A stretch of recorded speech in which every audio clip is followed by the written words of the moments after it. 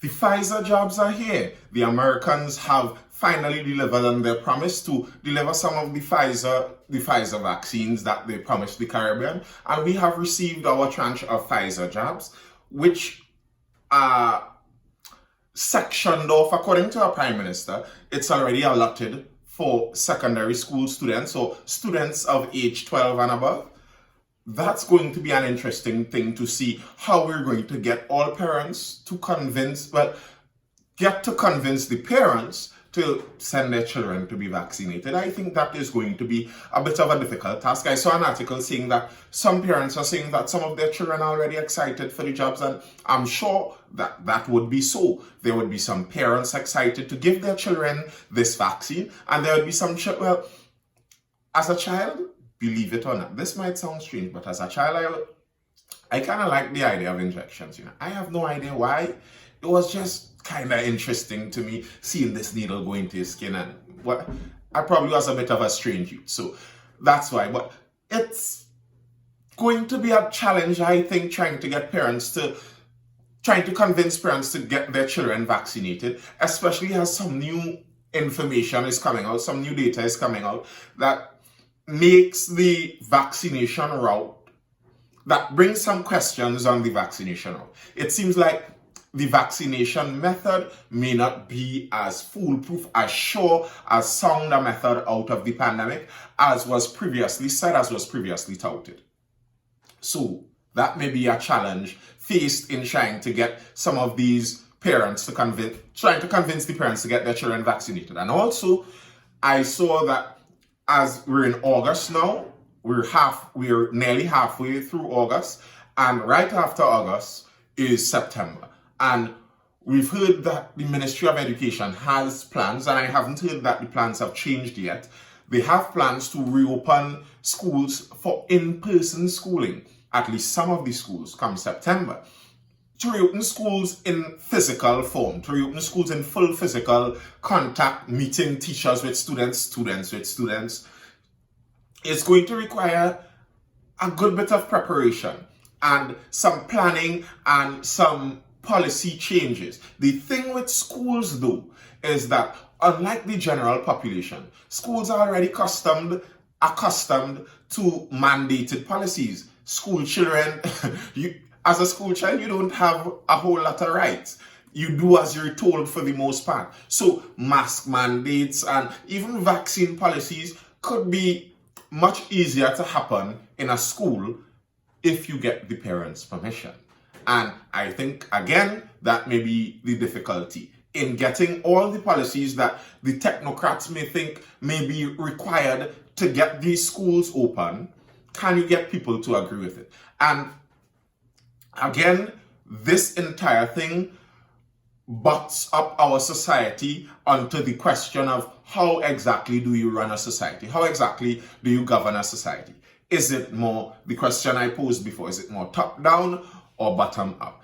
And I have a view that personally I have a view that it should be more bottom up. The reason being, there are more people at the bottom. And you have the potential possibility of having, as it were, crowdsourced computing for decisions. You allow everyone to think through their decisions, and you would have, as it were, the processing power of each individual brain, and that combined would give you better decision making, or should give you better decision making. Any one person, even if they're a genius, wouldn't have that combined computing power. The problem is, though, to get each individual to think as an individual. Because if I want your brain power, then I need you to use your brain power. If everyone thinks for themselves, thinks through things and is honest with the kind of thoughts that they have and how they process something, the results would be better for society in general. Way better than having some people, even if they know what they're doing, even if they're the scientists and doctors and they're sure about what they're doing, than having those at the top make the decisions for the rest of society. That's how I view it personally. Let's get into these stories and see what they say. If you haven't clicked that like button yet, please do click that like button. It does help with getting the video seen by a larger audience. The comments do just that too. So if you have something to say, feel free to say. Tell me what you think about the stories of the day. So Pfizer jabs for students 12 years and up from as early as next week. Shortly after receiving a donation of over 300,000 Pfizer vaccines from the US yesterday morning, Health Minister Terence D'Alsing was optimistic local authorities may be able to start vaccinating students from as early as next week. Addressing reports at the Piako International Airport after taking charge of the 305,370 vaccines around 8 a.m., D'Alsing said once the vaccines are prepared for use, they must be utilized within 30 days. This is the largest vaccine donation Trinidad and Tobago has received since the COVID-19 pandemic began. So Pfizer is here. I can't remember if it was a meme I saw somewhere or someone just writing a status saying that they were speaking to their friend and telling their friend, asking their friend if they're going to get vaccinated, and the friend is saying, well, I'm waiting on the Pfizer. And then they told the person that the Pfizer is meant for the school children only, and they said, well, I have a link in the Ministry of Education, so don't worry about me. Listen, the Trinidad link mentality is going to be the death of a lot of us. I wouldn't doubt that link mentality already killed some people, unfortunately. And I really hope that the link he has doesn't work like that, personally, because those links and the backhanded things, that's how our society ends up in the problems we end up with. And then people ask, why is Trinidad in this way, and why is Trinidad so corrupt, and you're the one pulling on all your links at all the time. You're feeding into the corruption of the society. Anyway, that's just by the way. If all goes well, this is Terence D'Alsing speaking. If all goes well, we want to start administering the vaccines next week, early next week, but we have to pre-plan. I am glad that they have realized this now, and pre-planning is an essential part of any large feat that you're attempting. Any large event that you want to be undertaking, pre-planning is a crucial part of it. I thought that was something widely known already, but judging from some of the earlier administering of the vaccines, I think it was something learned in the process. Hopefully, this would go smoothly when it starts off, and I'm interested to see the turnout in that. Responding to WhatsApp messages yesterday morning seeking clarification on how soon the vaccination of the 81,000 public secondary school students will begin and just how it will be done, Gadsby Daly expressed joy, and Gadsby Daly is our Minister of Education, that TNT's youngsters now had a vaccination option available to them. She said, we are happy that our children in TNT now join the adults in having the access to this opportunity. Now, there's a mathematical problem here. 81,000 public secondary school students, 305,000 vaccines, and those doses work on a 2-dose basis. So that 305,370 divided by 2, I would have attempted to do it on the fly, but I will prefer not to risk that embarrassment. Let's say it's somewhere around 152,000 is halfway. So 152,000 people could be vaccinated with these doses of the Pfizer that we got. But there are only 81,000 secondary school students, and I am sure not all 81,000 are going to be vaccinated. So where are the other Pfizer shots going to go? And bear in mind, these shots can't stay on ice. That's kind of a pun because they have to be stored at very cold temperatures. But they cannot stay on ice inevitably. It's said that after they were prepared 30 days and used. So we have to either find people, we have to find people to take these rest of Pfizer shots that the secondary school students wouldn't all take.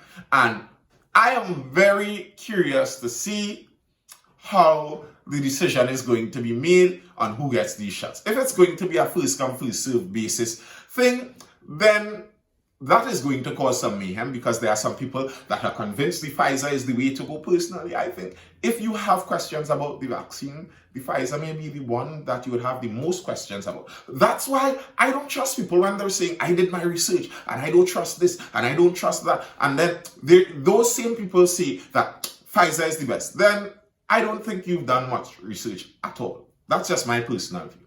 You do you. But it will be interesting, and I'd like to see where those extra vaccines would be going to. However, a parents group has said that classroom return is not feasible. Despite the good news surrounding the donation of the Pfizer vaccines and vaccinations of students, one parent group is expressing concern with the move to return students to the physical classroom. The Movement for Concerned Parents said, "We don't see that being feasible at this point in time." Public Relations Officer Shamila Rahim said several factors needed to be carefully considered before a return to the classroom is possible, including the health and safety of all students, space, supervision, coordination, mask wearing, social distancing, and adequate sanitization supplies. As she's speaking about mask wearing, that's something that Tutor the Education Ministry spoke about. Tutor and the Education Ministry consider if pupils 2 and up should wear masks in schools. Now, that discussion in the US is seeing mayhem. I'd see if I could get that video. The US, I believe that was in Tennessee. They had some protests against some officials who wanted to enact a mask mandate in their school district, and it got a bit testy, let's just say. Some parents, listen, if you want to get some people very angry, do things where they think you are abusing their child. So I hope that in Trinidad and Tobago, if we're seeking to get these mandates out, I'm not sure a mask mandate for 2-year-olds would even work. So I'm wondering if attempting to do it may just create, it's like making a law that you cannot enforce. That just makes frustration in the system, and it frustrates the people who are supposed to be enforcing the laws. It frustrates the people who are supposed to be obeying the laws. And the data on mask wearing and the cloth masks, which would be what the students would be wearing in school, the data on the cloth masks, I think, may arguably be not final. At least not final in the direction that says if you mandate cloth masks for students, that it's going to have a sure effect on the level of infection. I'm not sure that that could be said in all honesty. Personally, I don't think it can. And at least though the options of the vaccines, I think, as I said previously, would allow for better uptake in Trinidad. You would see more people taking vaccines with the wider variety in options we have. We saw even the opposition leader, she took the AstraZeneca. I was wondering that for some time. I was wondering if she got vaccinated and just didn't say.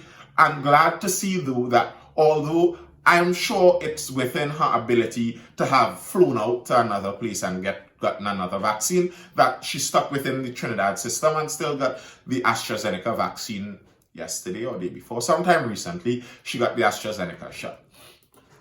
Now though that we have enough vaccines and enough variety and options, I think the questions of mandatory vaccines would start to pop up stronger.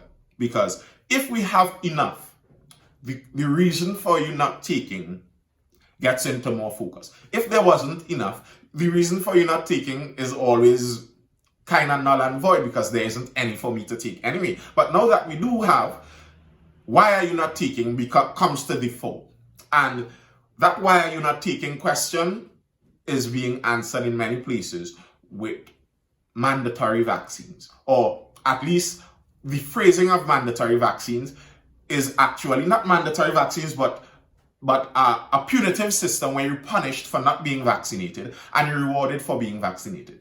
In New York, they sent out that to be enforced. In San Francisco in the US, those two states sent it out. I believe in San Francisco, it was a bit more serious with them demanding this proof for any indoor activity. It's going to be interesting when these things really roll out. And what I find strange is some of the governments that are implementing this are some of the more left-leaning liberal governments. These are the governments that speak about the plight of those underprivileged, those oppressed. And in a city, and in some of those cities, I think these mandates where you force people to have this proof of this and this proof of that. And I believe in San Francisco, part of it, you could have it in a digital form in a barcode. You're setting society up into a tiered level, TIE, into a tiered level where different members in society would have different access based on their abilities, and it would also be based on their class and their wealth. It's going to end up that way because you're seeing that among vaccinated and unvaccinated, there are several lines delineating certain things that are pretty clear. And one of the lines is wealth and race. So it's going to create for some interesting predicaments. I use the word interesting as a stopgap measure for anything really and truly. So there are going to be some very interesting developments in San Francisco and New York when these mandates come into full effect.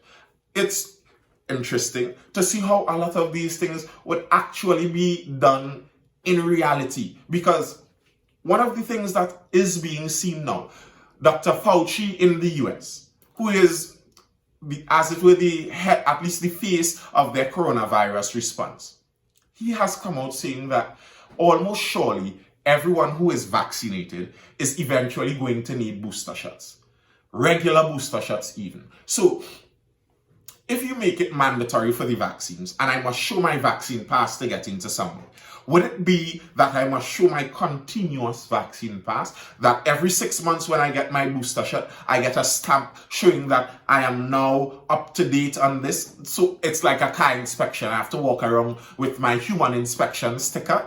Is that really going to be it? Every 6 months I have to get this renewed in order to be a part of public society? Is that really where we are going to go with this? Because if the logic for the mandatory vaccinations stand, that's where it's going to end up when the booster shots come. Because we're seeing the efficacy of a lot of these vaccines are dropping over time. And they are showing that as variants come out, I believe it's the Lambda variant, is already showing signs that it may be a bit vaccine resistant. So all the new science that is created to counter this new ever-changing virus as it goes, are we going to demand all of that all the time as it goes? That doesn't sound like a good idea, and I do not trust the government and leaders to be in positions to have that much power for them to decide. That's why I said at the beginning, I lean more to the bottom-up method. I understand that there may be some chaos, there may be some danger and risk with that, but I rather take my chances with less governmental power in my society personally. And to end this off with some hope, I saw, well, I'm not sure if it would be hope or just another stick in the spokes in the wheel. Throw a spoke in your wheel there, because the WHO now is checking out some new trials for treatment of COVID. Personally, I'm glad that that is happening. I've seen the argument posed several places, and I agree with it. It could seem to me like some of the COVID plans we have are stuck in a one-track mind. It could seem like lockdown and vaccine. And I am not seeing the diversification of strategy, because the lockdowns and now the vaccines don't seem to be working as good as we would like and as good as we would need to end this pandemic. So there needs to be some variation in method. The WHO-led trial to study 3 anti-inflammatory drugs for COVID-19 patients. The WHO said on Wednesday a clinical trial in 52 countries would study 3 anti-inflammatory drugs as potential treatments for COVID-19. These therapies, artesunate, imatinib, and infliximab, were selected by an independent expert panel for their potential in reducing the risk of death in hospitalized COVID-19 patients. It said in a statement in the Solidarity Plus trial. So the original Solidarity trial last year found that all 4 treatments evaluated, remdesivir, hydrochloroquine, lopinavir, ritonavir, and interferon, had little or no effect in helping COVID patients. So they're trying some new ones, and I guess we'll see the results of those studies as they come out. So that's all for now. I hope you were entertained, or you enjoyed, or you were informed, and I'll see you tomorrow for the, well, no, I have to stop lying to my viewers. I keep saying this on Fridays. I won't see you tomorrow. I will see you on Monday for the next. Feel the music, rising with the time.